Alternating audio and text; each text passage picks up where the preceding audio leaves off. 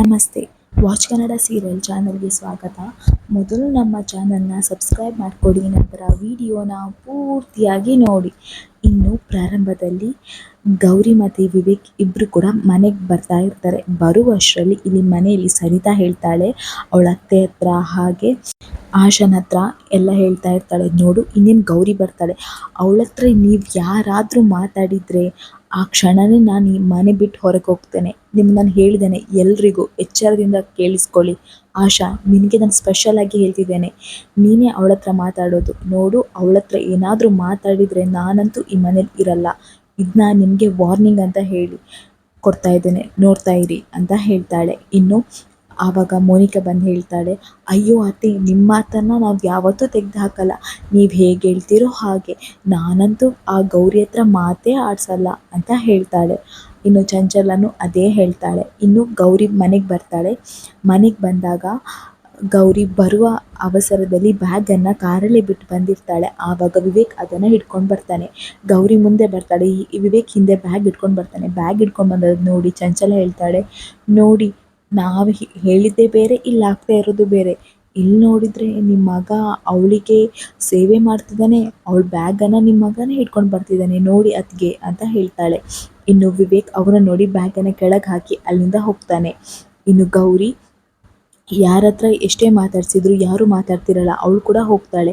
ಇನ್ನು ಅವಳು ಬೆಳಿಗ್ಗೆ ಎಲ್ರಿಗೂ ಕಾಫಿ ಮಾಡಿ ಕೊಡ್ತಾ ಇರ್ತಾಳೆ, ಆದರೆ ಆಶನಿಗೆ ಕೊಡಲಿಕ್ಕೆ ಹೋಗ್ತಾಳೆ. ಆಗ ಆಶಾ ಹೇಳ್ತಾಳೆ, ಅದು ಫೋನ್ ಬರ್ತಾಯಿದೆ ಅಂತ ಹೇಳ್ಕೊಂಡು ಫೋನಲ್ಲಿ ಮಾತಾಡಿಕೊಂಡು ಅಲ್ಲಿಂದ ಹೋಗ್ತಾಳೆ. ಅವಳನ್ನು ಅವಾಯ್ಡ್ ಮಾಡ್ತಾಳೆ. ಇನ್ನು ಗೌರಿ ಅಜ್ಜಿಗೆ ಹೋಗಿ ಕಾಫಿ ಕೊಡ್ತಾಳೆ. ಅಜ್ಜಿಗೆ ಕಾಫಿ ತಗೊಳ್ಬೇಕಾ ಇಲ್ವಾ ಅಂತ ಅವಳಿಗೆ ಗೊತ್ತಾಗ್ತಿರಲ್ಲ, ಏಕೆಂದರೆ ಸರಿತಾ ಹೇಳಿದ ಮಾತು ನೆನಪಿಗೆ ಬರ್ತಾ ಇರ್ತದೆ. ಆಗ ಅಜ್ಜಿ ಕೂಡ ಅಲ್ಲಿಂದ ಎದ್ದು ಹೋಗ್ತಾಳೆ, ಏಕೆಂದರೆ ಸರಿತಾ ಮನೆ ಬಿಟ್ಟು ಹೋಗ್ತಾಳೆ ಅನ್ನೋ ಬೆದರಿಕೆಗೆ. ಇನ್ನು ಅವಳು ಚಂಚಲ ಹತ್ರ ಹೋಗಿ ಕಾಫಿ ಕೊಡ್ತಾಳೆ. ಆಗ ಚಂಚಲನೂ ಮಾತಾಡಲ್ಲ, ಸೀದೆ ಎತ್ಕೊಂಡು ಹೋಗ್ತಾಳೆ. ಇನ್ನು ಮೋನಿಕನು ಅದೇ ರೀತಿ ಮಾಡ್ತಾ ಇರ್ತಾಳೆ. ಆಗ ಗೌರಿಗೆ ಅರ್ಥನೇ ಆಗ್ತಿರಲ್ಲ, ಏನಾಗ್ತಿದೆ ಇಲ್ಲಿ, ಯಾರು ನನ್ನ ಹತ್ರ ಮಾತಾಡಿಸ್ತಿಲ್ಲ, ಕಾಫಿ ಕೂಡ ಕುಡಿತಾ ಇಲ್ಲ ಅಂತ ಹೇಳ್ಕೊಂಡು ಇನ್ನೇನು ಸರಿತನ ಹತ್ರ ಬಂದು ಕಾಫಿ ಕೊಡಲಿಕ್ಕೆ ಹೋಗ್ತಾಳೆ ಗೌರಿ. ಆಗ ಸರಿತಾ ಹೇಳ್ತಾಳೆ, ಆಶಾ ನೋಡು, ಇನ್ಮೇಲೆ ನಮ್ಮ ಕೆಲಸ ನಾವೇ ಮಾಡಬೇಕು, ಯಾರ್ಯಾರು ಕೆಲಸ ಮಾಡೋದಲ್ಲ.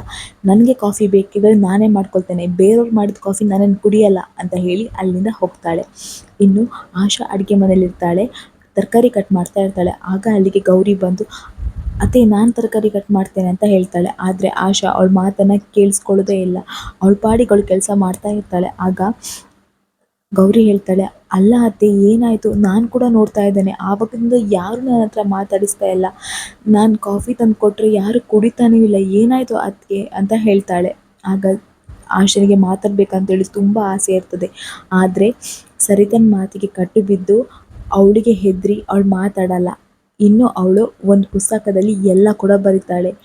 ಸರಿತಾ ಹೇಳಿರೋ ಮಾತನ್ನೆಲ್ಲ ಬರೆದು ಗೌರಿಗೆ ಕೊಟ್ಟು ಅಲ್ಲಿಂದ ಹೋಗ್ತಾಳೆ. ಇನ್ನು ಗೌರಿ ಅದನ್ನು ಓದ್ತಾಳೆ. ಅದರಲ್ಲಿ ಎಲ್ಲ ಇರುತ್ತೆ.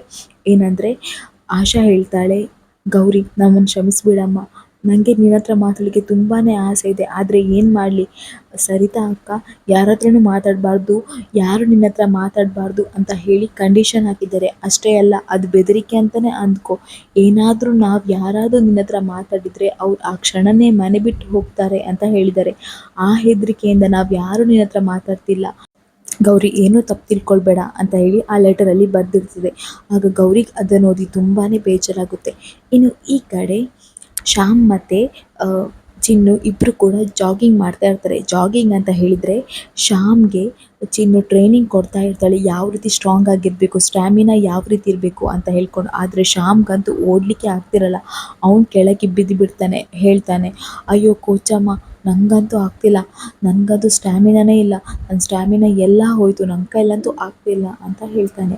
ಆಗ ಚಿನ್ನು ಹೇಳ್ತಾಳೆ, ಅಲ್ಲ ನೀನು ನೋಡ್ಲಿಕ್ಕೆ ಮಾತ್ರ ಇಷ್ಟು ಉದ್ದ ಇದೆಯಾ, ನಿನಗೆ ಸ್ವಲ್ಪನೂ ಸ್ಟ್ಯಾಮಿನಾ ಇಲ್ಲ, ಅಲ್ಲ ನೀನು ಹೀಗೆ ಮಾಡಿದರೆ ಹೇಗೆ, ನೋಡು ನೀನು ಫೈಟ್ ಮಾಡಬೇಕು, ಒಳ್ಳೆ ಗಂಡಸರ ಥರ ಆಗಬೇಕು, ಅದನ್ನು ಬಿಟ್ಟು ಇಷ್ಟು ಸಾಫ್ಟ್ ಆಗಿದ್ದರೆ ಹೇಗೆ, ನಿನ್ಗೆ ಯಾರಾದರೂ ಹೊಡೆದ್ರು ನೀನು ತಿರುಗಿಸಿ ಹೊಡಿಲಿಕ್ಕೆ ಆಗಲ್ಲ ಅಲ್ವಾ, ಅದಕ್ಕೋಸ್ಕರ ನೀನು ಅವ್ರಿಗೆ ತಿರುಗಿಸಿ ಹೊಡಿಬೇಕಂದ್ರೆ ನೀನು ನಂತರ ಸ್ಟ್ರಾಂಗ್ ಆಗಬೇಕು, ಮೊದಲು ಏಳು ವರ್ಕೌಟ್ ಮಾಡು ಅಂತ ಹೇಳ್ತಾರೆ. ಆದರೆ ಅವನು ಹೇಳ್ತಾನೆ, ಹಬ್ಬ ನನ್ನ ಕೈಯಲ್ಲಂತೂ ಆಗಲ್ಲ ಕೋಚಮ್ಮ, ನನಗಿದು ಆಗೋದೇ ಇಲ್ಲ, ನನಗೇನಿದ್ರು ಕವನ ಬರೆಯುವುದೇ ಸರಿ, ನಾನು ಕವನನೇ ಬರ್ಕೊಂಡು ಆರಾಮಲ್ಲಿ ಖುಷಿಯಾಗಿರ್ತೇನೆ ಅಂತ ಹೇಳ್ತಾನೆ.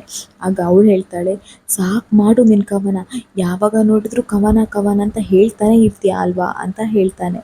ಆವಾಗ ಅವನು ಹೇಳ್ತಾನೆ, ಅಯ್ಯೋ ಕೋಚಮ್ಮ, ಏನು ಗೊತ್ತಾ, ನನ್ನ ಕವನಕ್ಕೆ ಫಸ್ಟ್ ಪ್ರೈಸ್ ಬಂತಲ್ಲ, ಆಮೇಲಿಂದ ನನಗೆ ಕವನ ಬರಿಬೇಕಂತೇಳಿ ಇನ್ನೂ ಜಾಸ್ತಿನೇ ಖುಷಿ ಆಗ್ತಿದೆ, ಇನ್ನೂ ಜಾಸ್ತಿ ಉತ್ಸಾಹ ಬಂದಿದೆ. ನಾನಂತೂ ಕವನ ಬರಿತೇನೆ, ಕವನ ಬರಿತಾನೆ ಇರ್ತೇನೆ. ಇದಕ್ಕೆಲ್ಲ ಸ್ಫೂರ್ತಿ ಯಾರು ಗೊತ್ತಾ, ನಮ್ಮ ಅತ್ತಿಗೆ ಗೌರಿ ಅತ್ತಿಗೆ ಅಂತ ಹೇಳ್ತಾನೆ. ಆಗ ಅವಳು ಹೇಳ್ತಾಳೆ, ಹೌದು ಹೌದು, ಗೌರಿ ಅಕ್ಕ ಎಲ್ಲರಿಗೂ ಸ್ಫೂರ್ತಿದಾಯಕನೇ ಅವಳು ಅಂತ ಹೇಳ್ತಾನೆ. ಆವಾಗ ಇವನು ಹೇಳ್ತಾನೆ, ಹೌದು ನಾನಂತೂ ಕವನ ಬರಿತೇನೆ, ಇವಾಗ ನಾನೊಂದು ಕವನ ಹೇಳಲಾ, ನೀನು ಅದನ್ನು ಕೇಳಿಸ್ಕೊಳ್ತೀಯಾ ಅಂತ ಹೇಳ್ತಾನೆ. ಆಗ ಅವಳು ಹೇಳ್ತಾಳೆ, ಅಯ್ಯೋ ದಮ್ಮಯ್ಯ, ನೀನು ಕವನ ಒಂದು ಹೇಳಬೇಡ, ನನಗಂತೂ ಕೇಳೋಕ್ಕೆ ಆಗಲ್ಲ, ಪ್ಲೀಸ್ ಕವನ ಅಂತೂ ಬೇಡವೇ ಬೇಡ ಅಂತ ಹೇಳ್ತಾಳೆ. ಆಗ ಅವನು ಹೇಳ್ತಾನೆ, ಏನು ಕೋಚಮ್ಮ ಈ ರೀತಿ ಮಾಡ್ತೀಯ, ಪ್ಲೀಸ್ ನನ್ನ ಕವನ ಕೇಳು ಅಂತ ಹೇಳ್ತಾನೆ. ಆಗ ಅವಳು ಹೇಳ್ತಾಳೆ, ಆಯ್ತು ಬಿಡು, ಅದೇನೋ ಹೇಳಬೇಕಲ್ಲ, ಹೇಳ್ಕೊ ನಿನ್ನ ಕವನನ ಅಂತ ಹೇಳ್ತಾಳೆ. ಆಗ ಅವನು ಕವನ ಹೇಳ್ತಾನೆ. ಆಗ ಅವಳು ಹೇಳ್ತಾಳೆ, ಹಬ್ಬಾ ಇದೆಂಥ ಕವನ, ನನ್ನ ಕೈಯಲ್ಲಂತೂ ಕೇಳೋಕ್ಕಾಗಲ್ಲ, ನಿನ್ನ ಕವನನ ಯಾರೋ ಕೇಳ್ತಾರೆ ಅಂತ ಹೇಳ್ತಾಳೆ. ಆಗ ಅವನು ಹೇಳ್ತಾನೆ, ನನ್ನ ಕವನನ ಕೇಳೋಕ್ಕೆ ಯಾರಾದರೂ ಈ ಭೂಮಿಯಲ್ಲಿ ಇರ್ತಾರೆ, ಅವರಿಗೆ ನನ್ನ ಕವನ ಇಷ್ಟ ಆಗುತ್ತೆ, ಅವ್ರು ನನ್ನ ಕವನನ ತುಂಬಾ ಇಷ್ಟಪಟ್ಟು ಕೇಳ್ತಾರೆ, ಅಲ್ಲ ಅಂಥವರು ಈ ಭೂಮಿ ಮೇಲೆ ಯಾರಿರ್ತಾರೆ ಅಂತ ಹೇಳ್ತಾನೆ. ಇನ್ನು ಚಿನ್ನು ಹೇಳ್ತಾಳೆ, ಹೌದು, ಆ ಕವನ ಕೇಳುವಳು ಎಲ್ಲಿದ್ದಾಳೋ ಏನೋ ಅಂತ ಹೇಳ್ತಾಳೆ. ಆವಾಗ ಶ್ಯಾಮ್ ಹೇಳ್ತಾನೆ, ನಿನಗೆ ಹೊಟ್ಟೆ ಉರಿಯಾ, ನನ್ನ ಕವನನ ಯಾರಾದರೂ ಒಂದು ಹುಡುಗಿ ಇಷ್ಟಪಟ್ಟರೆ ನಿಂಗೆ ಹೊಟ್ಟೆ ಉರಿ ಆಗುತ್ತಾ ಅಂತ ಕೇಳ್ತಾನೆ. ಆಗ ಅವಳು ಹೇಳ್ತಾಳೆ, ನಂಗೆ ಯಾಕೆ ಹೊಟ್ಟೆ ಉರಿ ಆಗಬೇಕು, ಅಪ್ಪ ಪುಣ್ಯಾತ್ಮ, ನಿನ್ನ ಕವನನ ಇಷ್ಟಪಡೋ ಹುಡುಗಿ ಎಲ್ಲಾದರೂ ಇರಲಿ, ಬೇಗ ಬಂದು ನಿನ್ನ ಎದುರಿಗೆ ಬಂದು ನಿಲ್ಲಿ, ಅವಳೇ ನಿನ್ನ ಕವನ ಕೇಳಿ ಅವಳೇ ಖುಷಿ ಪಡಲಿ ಅಂತ ಹೇಳ್ತಾಳೆ. ಆಗ ಶ್ಯಾಮ್ ಹೇಳ್ತಾನೆ, ಹೌದು, ನನ್ನ ಕವನ ಕೇಳೋ ಹುಡುಗಿ ಎಲ್ಲಿದ್ದಾಳೋ ಏನೋ, ಈಗ ಹೇಗಿರ್ತಾಳೆ ಅವಳು, ಏನು ಮಾಡ್ತಿರ್ತಾಳೆ ಅಂತ ಹೇಳಿ ಯೋಚನೆ ಮಾಡ್ತಾ ಇರ್ತಾನೆ. ಆವಾಗ ಒಂದು ಹುಡುಗಿ ತೋರಿಸ್ತಾರೆ. ಆ ಹುಡುಗಿ ಅವನ ಕವನನ ಕೇಳಿ ತುಂಬಾ ಖುಷಿ ಪಡ್ತಾ ಇರ್ತಾಳೆ, ಆದರೆ ಅವಳು ಫೇಸ್ ರಿವೀಲ್ ಮಾಡಿರಲ್ಲ. ಅವಳು ಕವನನ ಓದ್ತಾ ಇರ್ತಾಳೆ, ಓದಿ ಹೇಳ್ತಾಳೆ, ವಾವ್, ಈ ಕವನನ ಬರೆದವ್ರು ಯಾರು, ಇಷ್ಟು ಚೆನ್ನಾಗಿ ಬರೆದಿದ್ದಾರಂದರೆ ಅವ್ರ ಮನಸ್ಸು ಇನ್ನೆಷ್ಟು ಚೆನ್ನಾಗಿರಬೇಕು, ಒಂದ್ಸಲ ಅವ್ರನ್ನ ಮೀಟ್ ಮಾಡಲೇಬೇಕು, ಯಾರಪ್ಪ ಇಷ್ಟೊಳ್ಳೆ ಕವನ ಬರೆದವರು ಅಂತ ಹೇಳಿ ಆ ಹುಡುಗಿ ಹೇಳ್ತಾ ಇರ್ತಾಳೆ. ಇನ್ನು ಈ ಕಡೆ ವಿವೇಕ್ ಒಬ್ಬನೇ ರೂಮಲ್ಲಿ ಮಿಡಲ್ ಕ್ಲಾಸ್ ಜ್ಯುವೆಲ್ಲರಿ ಕರೆಕ್ಷನಿಗೋಸ್ಕರ ಮಾಡ್ತಾ ಇರ್ತಾನೆ. ಅವ್ನು ಎಷ್ಟೇ ಡಿಸೈನ್ ಕರೆಕ್ಷನ್ ಮಾಡಿದರೂ ಅವನಿಗೆ ಸ್ಯಾಟಿಸ್ಫ್ಯಾಕ್ಷನ್ ಆಗ್ತಾನೇ ಇರಲ್ಲ. ಅವನ ಪಾಡಿಗೆ ಅವ್ನು ಮಾಡ್ತಾ ಇರ್ತಾನೆ. ಇನ್ನು ಅಲ್ಲಿಗೆ ಗೌರಿ ಬರ್ತಾಳೆ. ಗೌರಿ ಬಂದು ಹೇಳ್ತಾಳೆ, ಏನು ಮಾಡ್ತಿದ್ದೀರಾ ನೀವು ಅಂತ ಹೇಳ್ತಾಳೆ. ಆದರೆ ಅವ್ನು ಮಾತಾಡ್ತಿರಲ್ಲ. ಇನ್ನು ಗೌರಿ ಆ ಡಿಸೈನನ್ನು ನೋಡಬೇಕಂತ ಹೇಳಿ ಹೋಗ್ತಾಳೆ, ಆದರೆ ಅವನು ಆ ಡಿಸೈನನ್ನು ನೋಡೋಕ್ಕೆ ಬಿಡಲ್ಲ. ಗೌರಿ ಎಷ್ಟೇ ಪ್ರಯತ್ನ ಮಾಡಿದರೂ ಅವನಂತೂ ಆ ಡಿಸೈನನ್ನು ನೋಡೋಕ್ಕೆ ಬಿಡಲ್ಲ. ಬೇಕಂತ ಹೋಗಿ ಆ ಡಿಸೈನಿಗೆ ಅಡ್ಡ ನಿಲ್ತಾನೆ, ಅಂದರೆ ಬೋರ್ಡಿಗೆ ಅಡ್ಡ ನಿಲ್ತಾನೆ. ಇನ್ನು ಅವಳು ಹೇಳ್ತಾಳೆ, ಓ ಅತ್ತೆ ಎಲ್ಲರ ಹತ್ರ ಕೂಡ ನನ್ನ ಹತ್ರ ಮಾತಾಡಬೇಡಿ ಅಂತ ಹೇಳಿದ್ರಲ್ವಾ, ಅದಕ್ಕೆ ನೀವು ಕೂಡ ಅದನ್ನು ಪರಿಪಾಲಿಸ್ತಿದ್ದೀರಾ, ನೀವು ನನ್ನ ಹತ್ರ ಮಾತಾಡಲ್ವಾ ಅಂತ ಹೇಳ್ತಾಳೆ. ಆಗ ವಿವೇಕ್ ಏನೂ ಮಾತಾಡಲ್ಲ, ತುಂಬ ಸಿಟ್ಟಲ್ಲಿ ಇರ್ತಾನೆ. ಇಲ್ಲಿಗೆ ಈ ವಿಡಿಯೋ ಮುಗಿಯುತ್ತೆ. ಮುಂದಿನ ವಿಡಿಯೋದಲ್ಲಿ ಏನೆಲ್ಲ ಆಗುತ್ತೆ, ವಿವೇಕ್ ಗೌರಿ ಹತ್ರ ಮಾತಾಡ್ತಾನ, ಮನೆಯವರೆಲ್ಲರೂ ಗೌರಿ ಹತ್ರ ಮಾತಾಡ್ತಾರ, ಅಥವಾ ಶ್ಯಾಮ್ಗೋಸ್ಕರ ಒಂದು ಹುಡುಗಿ ಬರ್ತಾಳ, ಅವಳು ಶ್ಯಾಮನ್ ಇಷ್ಟಪಡ್ತಾಳ, ಎಲ್ಲನೂ ಮುಂದಿನ ವಿಡಿಯೋದಲ್ಲಿ ನೋಡೋಣ. ಅಲ್ಲಿಯವರೆಗೂ ನಮ್ಮ ವಾಚ್ ಕನ್ನಡ ಸೀರಿಯಲ್ ಚಾನಲ್ನ ದಯಮಾಡಿ ಸಬ್ಸ್ಕ್ರೈಬ್ ಮಾಡ್ಕೊಳ್ಳಿ. ನಿಮ್ಮ ಬೆಂಬಲ ಸದಾ ನಮ್ಮ ಮೇಲೆ ಹೀಗೆ ಇರಲಿ.